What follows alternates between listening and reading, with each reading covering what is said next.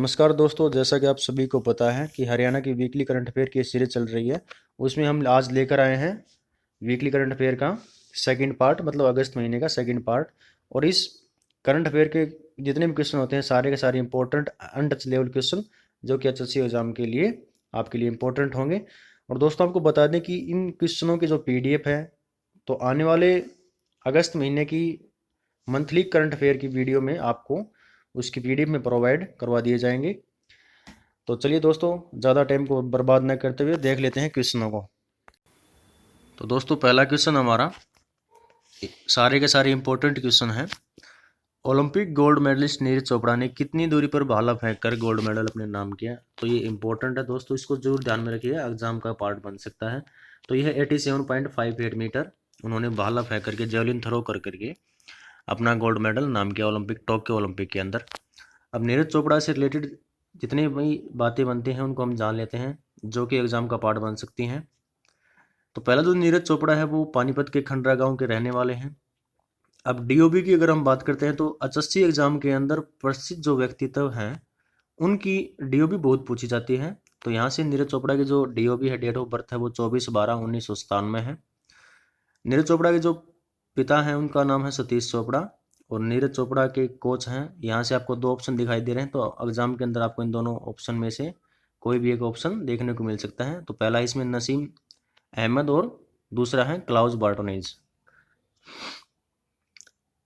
पीछे की जो गेम्स में उनकी उपलब्धियां हैं, जैसे 2016 के अंदर दक्षिण एशियाई गेम में उन्होंने गोल्ड मेडल अपने नाम किया, और उसी प्रकार से जो 2016 के अंदर ही जो जूनियर विश्व चैंपियनशिप आयोजित की गई थी उसके अंदर भी उन्होंने गोल्ड मेडल प्राप्त किया।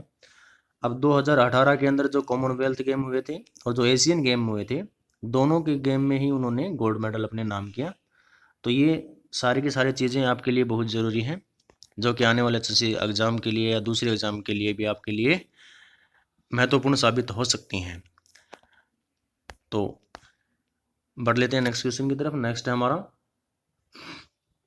ओलंपिक रजत पदक विजेता रवि दहिया का संबंध किस खेल से है?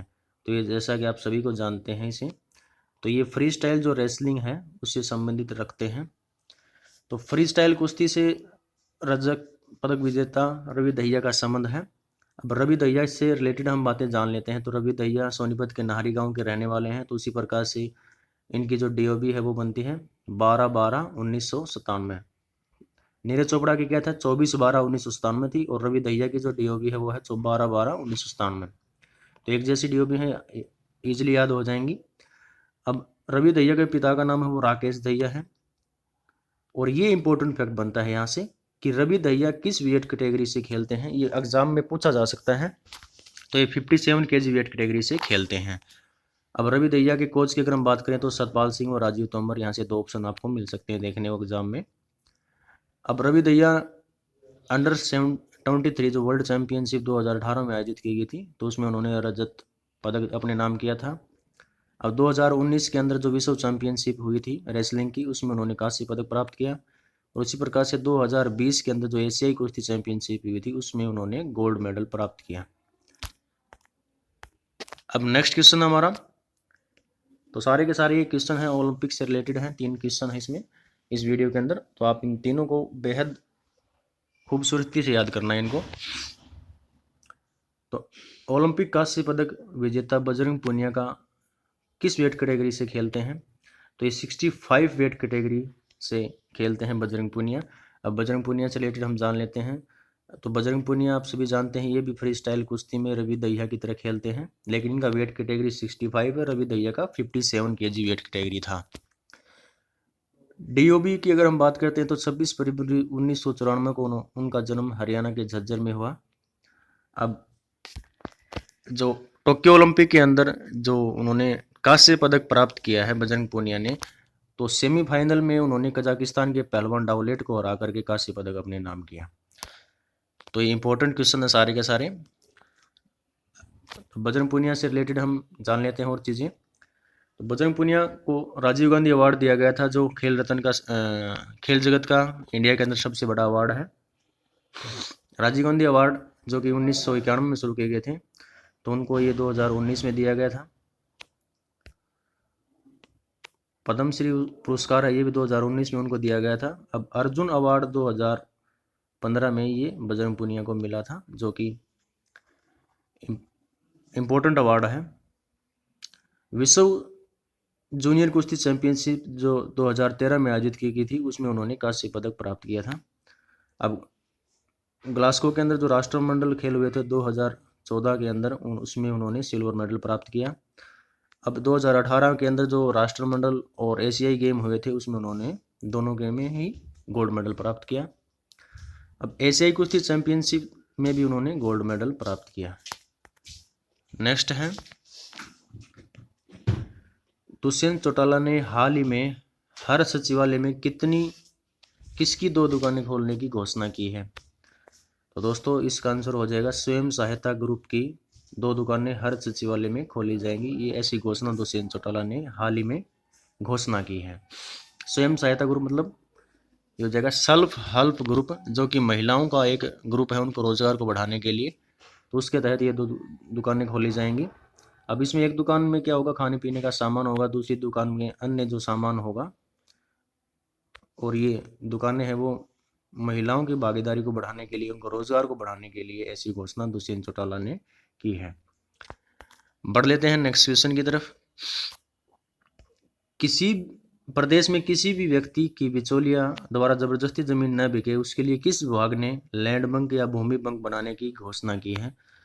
तो दोस्तों जिस प्रकार से किसान अपनी ज़मीन बेचता है, कोई व्यक्ति अपनी ज़मीन बेचना चाहता है और कोई दूसरा उसे खरीदता है, तो बिचौलियों के द्वारा ज़बरदस्ती उनके भाव तोलना हो, तो उसके लिए सरकार ने ऐसी योजना तैयार की है जिसमें आसानी से बिना दबाव से कोई व्यक्ति अपनी ज़मीन बेच सकता है, खरीद सकता है।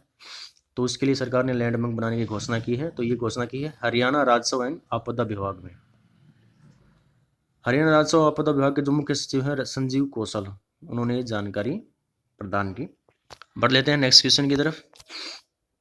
नेक्स्ट है हमारा, स्मार्ट मीटर बिजली परियोजना के तहत हरियाणा सरकार कितने जिलों के अंदर कितने मीटर लगवाने जा रही है?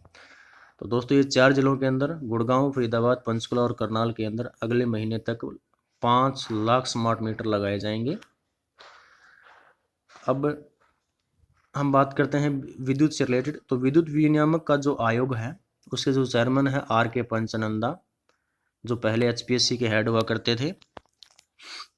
अब जो ये स्मार्ट मीटर जो बिजली परियोजना का जो कार्य है, ये सरकार ने एक एजेंसी को दिया गया। उस एजेंसी को नाम हम जान लेते हैं energy efficiency services limited, EESL। Agency को ये काम सौंपा गया है। अब हम बढ़ लेते हैं नेक्स्ट क्वेश्चन की तरफ। ये इंपॉर्टेंट क्वेश्चन है दोस्तों। हरियाणा शिक्षा बोर्ड के नए सचिव कौन बने हैं? तो ये हितेंद्र कुमार नए सचिव बने हैं हरियाणा शिक्षा बोर्ड के। अब हम शिक्षा बोर्ड से रिलेटेड कुछ फैक्ट जानेंगे जो कि सारे के सारे इंपॉर्टेंट बनते हैं। तो HBSC जो Haryana board of school education है, उसके जो चेयरमैन है वो डॉक्टर जगबीर सिंह हैं। अब HPSC की हम स्थापना की बात करते हैं, तो उसकी जो स्थापना है वो 1969 में स्टार्टिंग में चंडीगढ़ में की गई थी। अब 1970 के अंदर जो चंडीगढ़ में ही था, उस समय 10वीं के बोर्ड का एग्ज़ाम कंडक्ट करवाया गया था। 1976 में 8वीं का बोर्ड के तहत 8वीं की बोर्ड की परीक्षाएं ली गई थी। अब ये जो HBSC बोर्ड है, ये 1981 के अंदर चंडीगढ़ से उठा करके भिवानी शिफ्ट कर दिया गया था इसको। तो ये इंपॉर्टेंट बात बनती है यहाँ से। अब जो +2 का जो बोर्ड है वो 1987 में बनाया गया था। इसके तहत +2 क्लास की एग्ज़ाम कंडक्ट करवाए गए थे। अब जो वोकेशनल कोर्स हैं वो 1990 में HBSC ने कंडक्ट कर दिए गए थे, शुरू कर दिए गए थे। अब ओपन स्कूलिंग जिस प्रकार से दिल्ली ओपन बोर्ड है, तो ओपन हरियाणा बोर्ड को 1994 में शुरू किया गया था, जिसके तहत जो स्टूडेंट है वो डिस्टेंस से अपना स्कूलिंग आसानी से कर सकते हैं। अब 2006 में ग्रेडिंग सिस्टम बना दिया गया था और सेमेस्टर सिस्टम को लागू किया गया था कॉम्प्रिहेंसिव बेसिस के ऊपर। तो ये सारे के सारे इंपॉर्टेंट फैक्ट बनते हैं दोस्तों, इनको ध्यान में रखिएगा आने वाले HSC एग्ज़ाम के लिए। तो दोस्तों वीडियो कैसी लगी इसमें कमेंट में आप ज़रूर शेयर कीजिएगा। कोई क्वेरी हो तो उसको ज़रूर आपने कमेंट में बताना है। तो दोस्तों आज की वीडियो में इतना ही। Thank you very much.